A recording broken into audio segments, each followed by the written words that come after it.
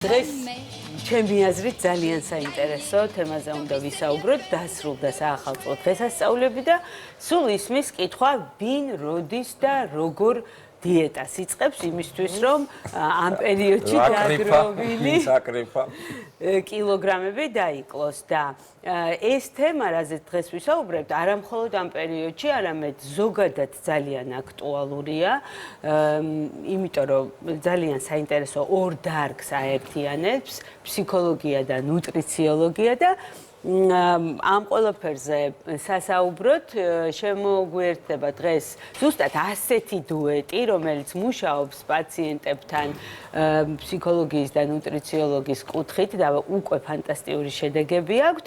ვთხოვოთ სტუდიაში ფსიქოლოგ ნანიკო შონიას და ექიმი ნუტრიციოლოგი ნატა გაგუა შემოგვიერთდებიან. ხოვთ გოგოებო. მშვიდობის. მადლობა, რომ შემოგვერთით ესეთი ლამაზები და თან ძალიან საინტერესო თემით. პირიქით, დიდი მადლობა თქვენ და ძალიან გვიხარია, რომ დღეს ვიმყოფებით თქვენთან აი ამ სტუდიაში. ნანიკო, მოდი დავიწყებ შენით საუბარს. მოგვიყევი, აი ორი სიტყვით ჩამოგვიყალიბე, რა არის ფსიქონუტრიციოლოგია, რა საერთიანებს და როგორ მუშაობთ პაციენტებთან. ფსიქონუტრიციოლოგია, ეს არის ახალი, ძალიან საინტერესო დარგი, რომელმაც, ასე ვთქვათ, განვითარება და ჩამოყალიბება დაიწყო ამერიკის შეერთებულ შტატებში და დღეს ეს არის, ასე ვთქვათ, მულტიდისციპლინარული მიდგომა, რომლის მთავარი არსი მდგომარეობს იმაში, რომ ასე ვთქვათ, შეებრძოლოს აი ამ გლობალური სიმსუქნის ეპიდემიას და ასევე შეისწავლოს ის კავშირი, რომელიც არსებობს ადამიანის საკვებსა და ჩვენს მენტალურ ჯანმრთელობას შორის. და აი ამ საწყისებზე დაყრდნობით, ასე ვთქვათ, მე და ნატამ შევიმუშავეთ ჩვენი მეთოდით მიდგომა ფსიქონუტრიციოლოგია 2.0, რომელიც ასევე ასე ვთქვათ, გავამრავალფეროვნეთ ფსიქოსომატიკის ელემენტებით. და ეს მიდგომა და ჩვენი მეთოდი არ არის მხოლოდ იმის შესახებ, რომ აი ჩვენ მუშაობთ წონის კორექციაზე. არა. ჩვენ ვასწავლეთ ადამიანებს საკუთარი სხეულის შეცნობას და უფრო ახლო კავშირის დამყარებას, რადგან ეს არის ძალიან მნიშვნელოვანი იმისთვის, რომ ჩვენ მივიღოთ სასურველი ფიზიკური ფორმა და ასევე იმისთვის, რომ ვიყოთ ჯანმრთელები. ყველას გვაქვს რაღაცა დოზით იმის გამოცდილება, რომ მხოლოდ რაღაც დიეტა არ აგვარებს საბოლოოდ პრობლემას და შეიძლება ეს იყოს რაღაც ხანგრძლივი, ანუ მოკლე დროით, მაგრამ საბოლოოდ შეიძლება ისევ დაუბრუნდეთ ჩვენ წელს, ან პირიქით, მაგალითად ფსიქოთერაპიაც ვერ შეცვლის რაღაცა ჩვენ კვებით ჩვევებს, ხო? და ამიტომ ძალიან მნიშვნელოვანია, როდესაც ეს ორი პროფესიონალი ერთად მუშაობს პაციენტთან. აი ნატა, თქვენ ახლა რამხელა გამოცდილება გაქვთ ძალიან ბევრი წლის და ჩვენთანაც ხართ ნამყოფი, აი რაში გეხმარებათ ნანიკო? იმაში, რომ აი ეს დიეტის პერიოდი სტრესის გარეშე გადაიტანოს პაციენტმა, თუ არ დაარღვიოს დიეტა, თუ აი კონკრეტულად უკვე რაში ხედავთ აი ამ ფსიქოლოგის ჩართულობას ეფექტურს? ამ ეტაპზე თეონა საუბრობთ მხოლოდ ჭარბწონაზე, თუმცა ჩვენ მხოლოდ ჭარბწონაზე არ მუშაობთ და არც სიმსუქნეზე. ძალიან ბევრი სხვადასხვა მიმართულებებია, მაგრამ ჭარბი წონა და სიმსუქნე ზოგადად არის ქრონიკული მდგომარეობა, ანუ ადამიანი სამწუხაროდ არის მიდრეკილი და ეგ არ არის დაავადება. მიდრეკილება დაავადება არ არის.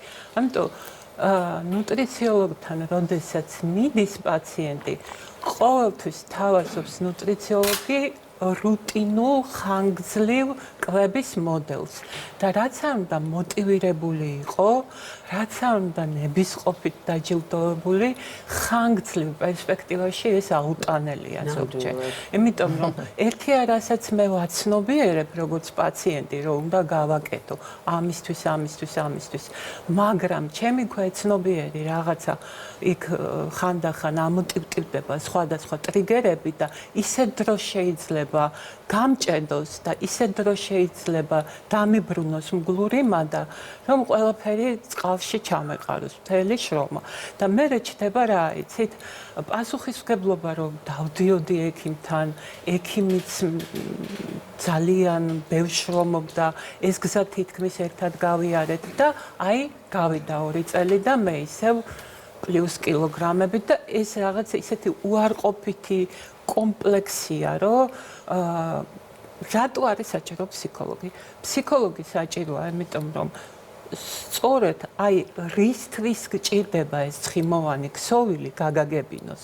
საერთოდ ყველა გამოწვევას, ყველა დაავადებას აქვს არა მარტო მიზეზი, არამედ მიზანიც. მიზეზი ექიმების გადასაწყვეტია, აუცილებლად უნდა ვიცოდეთ რა მიზეზია, ვირუსია, ინსულინია მაღალი, მაგრამ ეხლა გაირკვა 21 საუკუნის 26 წელსო მიზანიც ექიმის სატყივარია, იმიტომ რომ თუ არ ვიცი რა მიზანი აქვს ამ ადამიანს, საით მიდის და თუ ერთად არ გავაცნობიერეთ, ყველა შედეგი ჩანასახშივე განწირულია. და ნანიკო ამიტომ მჭირდება მე. აი როგორ მიმდინარეობს ეს მაინტერესებს, აი პირველ კონსულტაციაზე მოვიდა თქვენთან პაციენტი. რა ხდება? ვისთან მიდის თუ ერთად, თუ ცალ-ცალკე, თუ როგორ მოგყვებით? ამ საკითხსაც გადავალ, მაგრამ აი ნატას მინდა დავამატო, რატომ არის მნიშვნელოვანი აი ეს კომპლექსური მიდგომა ადამიანისადმი. ეს ძალიან მნიშვნელოვანი ნაწილია.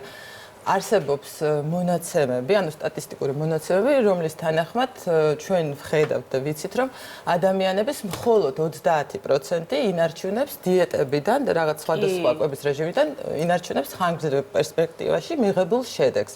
ასევე არსებობს რაოდენობა ადამიანებისა, ვინც დაუშვათ ცდილობს აი ჯანსაღი კვებით ცხოვრებას, ასე ვთქვათ, და ფიზიკურ დატვირთვას, მაგრამ იმ სასურველ ფიზიკურ ფორმას ვერ აღწევს.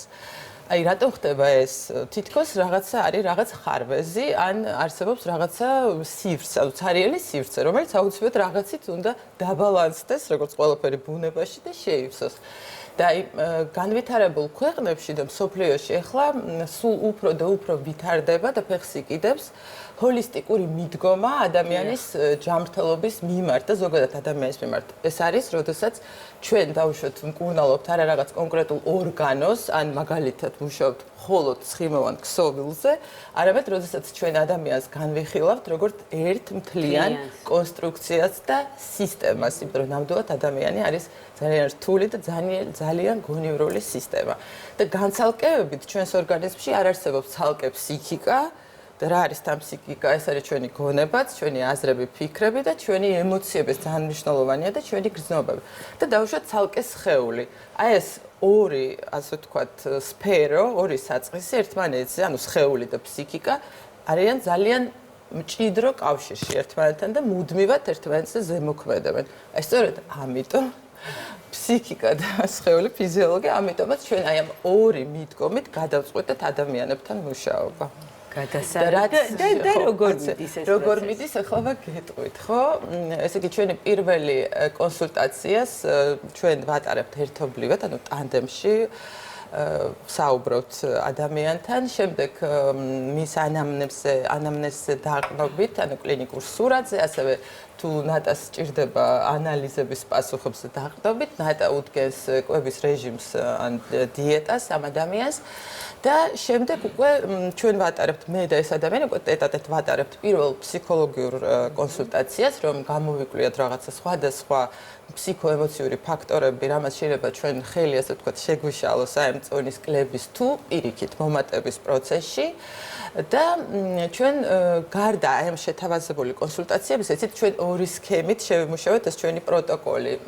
გვაქვს ერთთვიანი პროცესი, რასაც ვთავაზობთ ადამიანებს და სამთვიანი პროცესი. აი ამ ხნის განმავლობაში გვაქვს გაწერილი შესაბამისი კონსულტაციები, თუმცა შუალედში გვაქვს ესეთი მოვიფიქრეთ პერსონალური ასისტანსი დავარქვით, პერსონალური მხარდაჭერა და ვართ მუდმივ კომუნიკაციაში ადამიანთან, რომ აი ნებისმიერ მომენტში დავუშვათ რაღაცა დისკომფორტი გაუჩნდა, ან რაღაც ემოციამ შეაწუხა, ან რაღაც ვერ გაიგო უბრალოდ ნებისმიერ მომენტში, როგორც ჩვენ მეგობარი გვიკავშირდებიან და ჩვენ საუბრობთ იმ წუთასვე ვარჩევთ აი რაღაცა სიტუაციას. ეს ძალიან მნიშვნელოვანია იმისთვის, რომ აი ეს ტრანსფორმაცია და ეს ცვლილება, ხო, ეს რაღაც ახალი სტრატეგია ცხოვრებისეული ძალიან რბილად და ეფექტიანად დაინერგოს ადამიანის ცხოვრებაში, რომ მე ჩვენს გარეშე იმ ადამიანმა უკვე გააგრძელოს ცხოვრება დამოუკიდებლად. ნანიკო, მგონი ეს კითხოთ შენთან არის, აი ბევრჯერ ახსენე ახლა საუბარში სიტყვა ემოცია. აი ემოციური ჭამა, ხო, ვიცით რომ არსებობს და რაღაც უკონტროლო კი ბატონო, კი რეალურად არშია, მართ ანუ კუჩს არშია, ესე რომ ვთქვათ და გონია რომ ხშია არის ეს ემოციები ხშია. ემოციები. აი როგორ გავარჩიოთ, ხშია თუ ემოციური ჭამა, თუ რა ხდება, როგორ დავლაგდეთ ამ დავიწყებთ მეტანათერ. ესე იგი, დიახ, ეს ემოციური ჭამა თუ ემოციური კვება არის ესეთი ფსიქოლოგიური ფენომენი, ასე ვთქვათ, როდესაც ადამიანი საკვებს იყენებს არა ფიზიკური მოთხოვნილების დასაკმაყოფილებლად, არამედ თავისი რაღაც ნეგატიური ემოციების სამართავად და ეს არის ქცევა, რომლის მიღმა ჩვენ ხვდებით, რომ არის რაღაც სხვადასხვა ფსიქოლოგიური საჭიროებები და ეს არ არის თანდაყოლილი იმპულსი, ეს არის, ასე ვთქვათ, დასწავლილი ქცევა და აქ ძალიან მნიშვნელოვანია და საყურადღებოა, რომ ამასთან მუშაობა ჩვენ შეგვიძლია. და რაც შეეხება ესეთი რეკომენდაცია შეგვიძლია მოგცეთ, რომ აი ძალიან სასარგებლოა ესე დროს როცა ატყობს თქვენ თავს, რომ აი ახლა უკვე ვეღარ იჭერთ თქვენ თავს და რაღაც გინდებათ, რომ საღამოს მიხვიდეთ მაცივერთან გამოაყოთ. ხო, ჯერ უნდა დალიოთ ერთი ჭიქა წყალი და ამითი განსაზღვრავთ ეს წურვილის სურვილი იყო თუ შიმშილის, იმიტომ რომ ხშირად ჩვენი ორგანიზმი ჩვენ გვატყუებს. მე ძალიან სასარგებლოა და არის რეკომენდაცია, აი ნატაც ამაზე საუბრობდა, რომ აი ჩქარი ნაბიჯი და ფიზიკური დატვირთვა, რატო? იმიტომ რომ ამ დროს ჩვენი ტვინი, ანუ ჩვენი ყურადღება სხვა რაღაცაზე ირთვება და გვავიწყდება ეს საწყისი რაღაც მოცემულობა, რაც გვეფიქრებოდა და ვართ ჩართულები აი ამ ფიზიკურ აქტივობაზე. ჩქარის სიარული ძალიან სასარგებლოა. ასევე არაჩვეულებრივია შხაპის მიღება, ან ჩემი ყველაზე საყვარელი ის ქვია ესეთი საშუალება არის ზღვის მარილიანი აბაზანა, რომელიც ძალიან ამშვიდებს ნერვულ სისტემას და ყველაფერს არაჩვეულებრივად მოქმედებს, თუ დაგვრჩებათ, რომ მე მაგაზეც ვისაუბრებ და არ ვიცი, ნატა თუ კიდე რამეს შემოგთავაზა. ხო, ნატა, აი თქვენთან კიდე აი ამ კითხვასთან ერთად ესეთი ჩაკითხვა არსებობს, ამბობენ და მაინტერესებს მითია თუ რეალობა, არსებობს პროდუქტები, რომელიც აი სტრესის, შფოთის დროს განსაკუთრებით გინდა ან გამშვიდებს. აი მაგალითად შოკოლადი.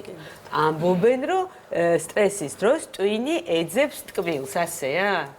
და უნდა მივაწოდოთ სიმართლეა, იმიტომ რომ ჩვენ როდესაც შფოთავთ, მაშინ მაგნიუმის შემცველობა სისხლში შეიძლება დაქვეითდეს და შოკოლადი როდესაც გვინდა მაგნიუმს ვეძებთ და თან შოკოლადი მაინც ასე თუ ისე გემრიელია და ბევრს უყვარს და ერთადერთი შეცდომა არის ის, რომ ამ დროს შეიძლება ძიანი შოკოლადი ავერჩიოთ.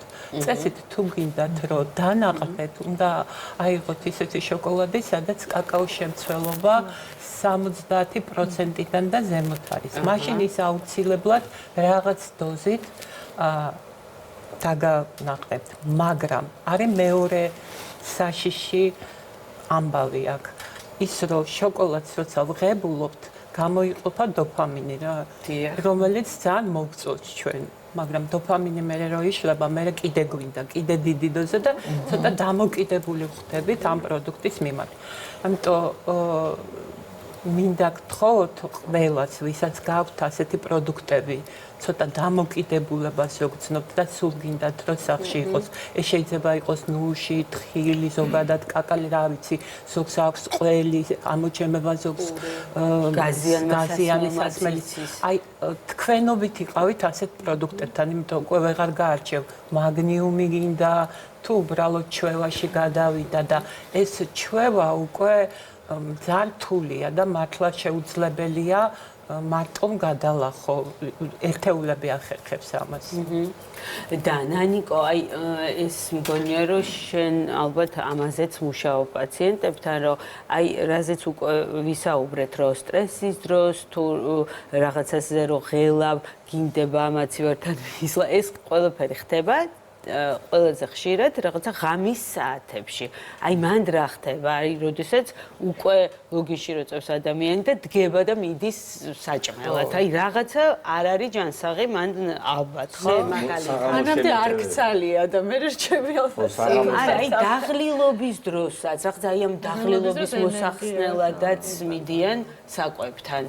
და ეს საკვები რა არის? ყველაფრის მშველელი გონია ადამიანს თუ რა ხდება მაგ დროს გონებაში? მარტივად მისაღები და სოციალურია, ასოციალურია, მაგალითად რომ მიიღო ალკოჰოლი და მე რაღაცა შენი გზნობების დემონსტრირება მოახდინო და საკვები ისეთია ყველას გვაქვს სახში და საღამოს ზოგადად თვითკონტროლი ბევრად უფრო გვიჭირს, იმიტომ რომ ჩვენი ნერვული სისტემა ხდება ლაბილური, ანუ უფრო მერყევი, ასე ვთქვათ და ასევე აკუმულირდება ჩვენში მთელი ჩვენი აი დღის განმავლობაში განცდილი განცდები, დაღლილები ვართ ელემენტარულად და რა არის ხო საკვები და საჭმელი ეს არის ყველაზე ადვილად ხელმისაწვდომი საშუალება ასე ვთქვათ რომელსაც ჩვენთვის კარგი ემოციები მოაქვს და ამიტომ ძირითადად ნუ ხო ასეთ დროს აი კარგია ის რეკომენდაციები და დავამატებდი რა იცით თეონა როდესაც ჩვენ კუჩს ვივსებთ მთელი სისხლის მიმოქცევა სისხლი მიდის კუჩისკენ და ის შფოთვები და რაღაცა გადაუჭერელი გამოწვევები დღის განმავლობაში ისეთი საშიში აღარ არის და ბედნიერი მივდივართ მე და დასაძინებლად, იმიტომ რომ ვეღარ ვაზროვნებ. არა, ის აღარ მიეწოდება. არა, მართლა კი, ვინც აღარ მიეწოდება. კარგად დანაკლებით ხო ვერ მუშაობთ. იმიტომ რომ უკვე კუჭი თავისას ითხოვს სისწრაფე ან გადაამუშავოს და ესე ვარ და მაგრამ მან კიდევ ერთი პრობლემა ერთვება ხოლმე ნანიკო ალბათ შენთვისაც მოუმართავთ ამ პრობლემით და თქვენც ალბათ გაგიგიათ განსაკუთრებით ადამიანებისგან რომელიც მუდმივად აკონტროლებს თავის წონას კვების შემდეგ დანაშაულის შეგრძნება რომ რაღაც დააშავოთ ხო ან რომც არ დაარღვიო და უბრალოდ მეტი მოგივიდეს. მე ეს დანაშაულის შეგრძნებას კიდეს რაღაცა სხვა პრობლემას გიმატებს. აი მან რა ხდება, როგორ ვიაროთ ამ ზღვარზე. ხო, ეს ძალიან ხშირი მოვლენაა ნამდვილად, ყველას გვიჩნდება ხოლმე და ეს დანაშაულის გრძნობა თავისთავად ისევე როგორც სხვა დანარჩენი ნეგატიური გრძნობები იმაზე მოქმედებს, რომ აი იმატებს სისხლში კორტიზოლის დონე. რომელიც თავისთავად იწვევს აი მარტივი ნახშირწყლების მოთხოვნილებას ჩვენში ეს ნიშნავს რომ გვინდება ტკბილი ვისაც ტკბილი უყვარს ცომეულობა და აი ესეთი მანკიერი წრე იკვრება ну ამ დროს ჩემი მხრიდან არის ხოლმე რეკომენდაცია რომ ადამიანმა ასე ვთქვათ აპატიოს იმ საღამოს თავის თავს და ასე ვთქვათ შეირგოს ის დღე, ის წამი, თუმცა მეორე დღეს უკვე სრული პასუხისგებლობით მოეკიდოს ამ საკითხს, ანუ დაფიქრდეს რა ემოციამ, რა მოვლენამ შეიძლება რაღაც ინფორმაციამ, რამ გამოიწვია აი ესეთი ასე ვთქვათ ეპიზოდი მასში და შემდეგ ნუ უკვე სხვა მიდგომით ასე ვთქვათ გააგრძელოს ცხოვრება ჩვეულებრივად უფრო მარტივად შეხედოს თუმცა პასუხისგებლობით საერთოდ იცით მე ვასწავლი აი ადამიანებს ვინც ჩვენთან მოდის და ამ თემებზე საუბრობთ რომ აი საერთოდ გაკონტროლება არის ძალიან ცუდი ტერმინი საკუთარი თავის მიმართ უნდა შენი თავის მენეჯერი იყო, ანუ მართო საკუთარი თავი და საკუთარი ემოციები. ეს ზედმეტი კონტროლი ზოგადად იწვევს აი ესეთ ამოვარდებს და ესეთ ეპიზოდებს. ხო, ეს სწორედ ეს მინდოდა მეკითხა რაღაცა დოზით დაშვებები თუ არსებობს, იმიტომ რომ ის სწორედ როდესაც რაღაცაზე ხარ კონცენტრირებული, რომ რაღაცას არ უნდა გადაუხვიო და მკაცრ დიეტაზე იყო, ესეც ხო გარკვეულწილად სტრესია და სტრესი კიდევ უფრო აზიანებს იმას, რასაც თქვენ ებრძვით, ხო? აი ამ შემთხვევაში პროექტის ბოლოს მე მას პროექტს დავძახებ. ყოველთვის ერთი რაღაცა ყველაზე ღირებული ჩემთვის და ალბათ ნანიკოსთვისაც, რომ პაციენტი ჩემ შემთხვევაში, ნანიკოს შემთხვევაში კლიენტი ირჩევს, ანუ აკეთებს არჩევანს. დაარღვევს სიამოვნებას ღებულობს, არ დაარღვევს სიამოვნებას ღებულობს იმით, რომ ამ რუტინაში თვითონ მოქმედი თავარი გმირია. ანუ რა არის, იცით, ყველაზე მნიშვნელოვანია როგორ შევხედავთ ჩვენ ამ გამოწვევას. ეხლა ყველაფერი რაც არის ხანგრძლივი რთულია. ზოგჯერ ძალიან სასიამოვნო რაღაცაც შეიძლება მოგბესდეს თუ სულ დაძაბული ხარ, თუ სულ და ეგ კალორიების თეორია, რომელიც იყო ადრე და ეხლაც საჭიროა, მაგრამ საჭიროა ჩვენთვის ექიმებისთვის. ვარდება წარსულს, იმიტომ რომ დღეს, როდესაც ადამიანს აქვს უამრავი რაღაცა საზრუნავი, უამრავი საფიქრალი, კიდე დაათვლებინო 1800 კილოკალორია, აქედან ცილები, მე ეს ცილები მცენარეულია თუ ცხოველური, მე ისა საერთოდ აღარ უნდა. უარი სტრესი იწვევს, როდესაც მუდმივად უყურებენ უკვე იმას. ეგრევე ვამჩნევ, რომ აღარ უნდა. კარგად იყავით. და ამიტომ ეს რო არ იყოს, პროცესშია ჩაბმული და აქ არ არის ისე, რომ მე ექიმი ვარ, პროფესიონალი ვარ და შენ უნდა მომისვინო და დამიჯერო. ანუ ჩვენ ვაძლევთ რაღაც რეკომენდაციებს, რომ სწორი ვექტორით უმოკლესი გზით გავიყვანოთ იქ, სადაც მას უნდა.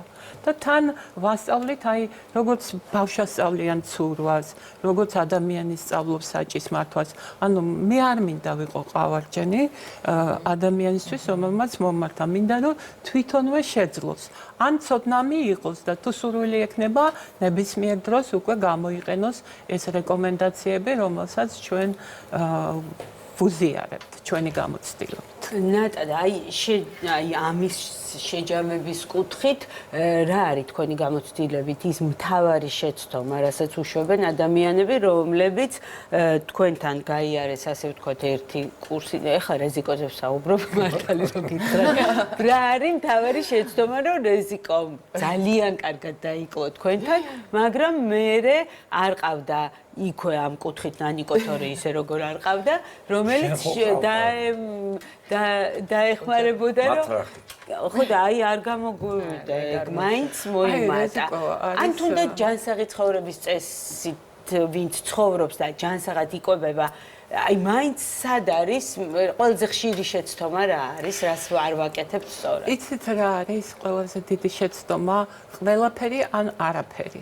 აი ასეთი მიდგომა არის ძალიან დამღუპველი ჩვენ სფეროში, იმიტომ რომ როდესაც მოდის ადამიანი და გეუბნება, არა უნდა ვიცოდე 20 გრამი თუ 25 გრამი. მე უკვე ვიძაბები რატო ხა? ვიძაბები პროცესი საინტერესოა, მაგრამ ეს თუ არ რაღაცნაირად ამაზე ვარი თუ არ ვათქმევინეთ, ეს არის ორთვიანი, სამთვიანი, მაგრამ ასე ვერ იცხოვრებთ. ჩვენ ხო რობოტები არ ვართ. ჩვენ ვართ ადამიანები, რომლებიც პროცესშიც ახლა როგორც ვიცი, მსახიობიც კი რაღაცა ყველა როლს თავისებურად რაღაც მოიდგებს, ცვლის. ზუსტად ისეა ესეც, რომ გავა რესტორანში თავისი ლანჩბოქსით ვერ წავა, იქ ვიღაცამ დაუძახა, იქ მივლინებაში, ამიტომ და იყოს მოქნილი. და რეზიკოს აქვს ძალიან მაღალი მოტორული ინტელექტი, მაგრამ ერთი ის არის, რომ როგორც ყველა სპორტსმენი არის მაქსიმალისტი და ან აკეთებს, ან არ აკეთებს. ზუსტად და ეს პასუხისმგებლობა რაც ქონდა პირადად თქვენს მიმართ აი იმ პერიოდში, აი ხანდახან ისე წვალობდა, რომ მეუბნებოდი, რომ ნუ კარგისა, ნატა ხო არ გიყურებს, მე არ ვეტყვი ჩამერა. არა, იმიტომ რომ აი ეს პასუხისმგებლობა ქონდა. ხო, აი ზუსტად მან სპორტსმენების ერთ-ერთი ну თავის საქმეში დიდი პლუსი, მაგრამ ჩვენ საქმეში მინუსი ის მაქსიმალისტები არიან. აი ყველაფერი უნდათ რომ რაღაცა ან გააკეთონ 10-ზე, ან არ გააკეთონ და მაგრამ დარწმუნებული ვარ, რომ ჩვენ მაინც შევძლებთ. მე მეკნების რეზიკოს გაგრძელებებით მე მექნება ესეთი პირადი კითხვა, მაგალითად და ბევრი ჩვენი მაყურებელი საკუთარ თავსაც ამოიცნობს. მოვედით თქვენთან, თქვენ გამიწერეთ მე კარგად, სწორად შედგენილი ჩემზე მორგებული კვების რაციონი, რომელიც შედგება გარკვეული პროდუქტებისგან. დიდად არ მიყვარს, მაგრამ რადგან სწორ კვებაზე გადავწყვიტე, რომ ვიყო, ავირჩიე და მე შერჩევით მოხდა ეს ყველაფერი, გაიწერა საათობრივად, ну როგორც არის. დავიწყე და ვასრულებ პატიოსნად. პირველი დღე შევასრულე, მეორე და აი მეხუთე დღეა, მეოთხე დღეა, რომ ორგანიზმი მთხოვს იმ პროდუქტებს, რომლებზეც ვარ ამდენი წელია მიჩვეული. ძალიან მინდა პური, ძალიან მინდა ხაჭაპური, მინდა ტორტიც კი, რომელიც ზოგადად არ მიყვარს. და აი ჭიდილი გვაქვს რომ დავარღვიოთ, ოღონდ ნაჭამი ვარ არ მშია, რეალურად არის რომ მივირთვი ის რაციონი რომელიც საკმაოდ დიდია, მაგრამ მაინც მშია და მინდა ეს პროდუქტები. ერთი არის რომ შეიძლება რომ ამ მომენტში დავარღვიო და მერე რომ დავუბრუნდე ისევ სწორყვებას ამ დროს რა უნდა გავაკეთოთ და რა მოთხოვნილება ეს აი ამ დროს როგორ უნდა მოვიქცეთ ხოლმე სწორად ესეთი საზოგადოებისთვის პრაქტიკული რეკომენდაცია რომ მოგცეთ თუ არის შესაძლებელი. იცით რა, პირველი რაც შეიძლება გააკეთოთ, რომ აი თუ არის რომ როცა გშიათ ფიზიოლოგიური შიმშილი როა ყველაფერი შეგიძლიათ მიირთვათ და დანახდეთ იქ არ არჩევთ. თუ უკვე ხაჭაპური მინდა, არა იმერული მირჩევნია, მეგრულს რაღაცა, ეს არის უფრო ემოციურ ფონზე და არანაირი კავშირი არ აქვს ალიმენტარულ შიმშილთან, იმიტომ რომ ალიმენტარული შიმშილია პურია, ფაიმე რა კარგია, ეს არის ჩაია, არა გაქვს, მთავარია ჭამო. ეს რომ დააფიქსირეთ, თქვენ შეგიძლიათ მიირთვათ, რაც გეძახი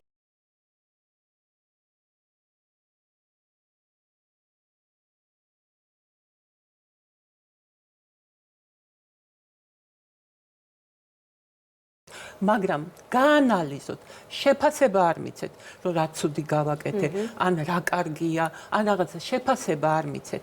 უბრალოდ გაანალიზეთ. შემდეგში რატო დაგემართათ ეს ამბავი, რომ რა ვიყავი, ცილი დამაკლდა, წყალი არ მივიღე, რაღაცა ეს დააფიქსირეთ. რასაც აცნობიერებთ, იმას მართავთ. რასაც ვერ აცნობიერებთ, ის გამართავთ. ესე რომ ძალიან მარტივია უკვე. სადღაც სამ კვირაში უკვე გიჩნდებათ აბსოლუტურად ინტუიციური კვების სურვილი. რა არის ინტუიციური კვება? რასაც ჩვენ ორივე ძალიან გვინდა რომ მივაღწიოთ პაციენტთან.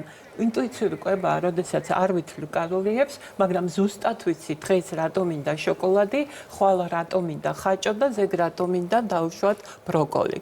აი ეგ რჩევა არის ძალიან კარგი. დიდი მადლობა. და ერთი რამ შემიძლია ვთქვა, რომ ნატა ადგენს ისეთ კვებით რეჟიმს, რომლის დროსაც აი მეხუთე დღეს ნამდვილად ანუ თქვენი სურვილების და პრეფერენციებისზე დაყრდნობით. ანუ გეკითხებათ რა ტიპის პროდუქტები გიყვართ, რა უფრო ქსიამოვნებთ და ესიდერიგით მეხუთე დღეს ასეთი ეპიზოდები არ ემართება ხო, აი მაგალითისთვის მოვიყვანე, რომ არ გაქვთ დეფიციტი, ანუ თავს გრძნობს ყველა მხრივ, ხო, აი კი, დაკმაყოფილებული. ერთი კითხვა მაქვს, რა ეშველება ესეთ, თქვათ, პაციენტი დავარქვათ ამ შემთხვევაში, რომელიც არ საჭიროებს, თქვათ, წონის არავითარი პრობლემა არ აქვს, მაგრამ ფსიქოზი მე ბევრ ადამიანს ეგეც ვიცნობ, რომელსაც აქვს რაღაცა მანია იმისი, რომ რაღაც მოიმატა, ან მოიმატებს და აი მოდის და არ ჭირდება ეს სპეციალი აი ამ შემთხვევაში როგორ შეიძლება ამ ადამიანების იქიდან გამოყვანა ამ ფსიქოური თქვა შეშლილობიდან, რომელსაც ისე ჭხალებში ვიძახი, რომელიც აი მიდრეკილია იმისთვის, რომ აი მართლა იცვლის კოლორიებს, ამ დროს შეხედავ არაფერი საამისო არ ჭის, მაგრამ აქ რაღაცა გადატრიალებული და აი როგორი მიდგომა ეგეთ პაციენტებთან, ამ პაციენტები დავარქვათ. მეგონი ყველა ვიცნობთ ასეთ ადამიანებს. კი, რა თქმა უნდა, ბევრს და იმიტომ გამიჩნდა ეს კითხვა.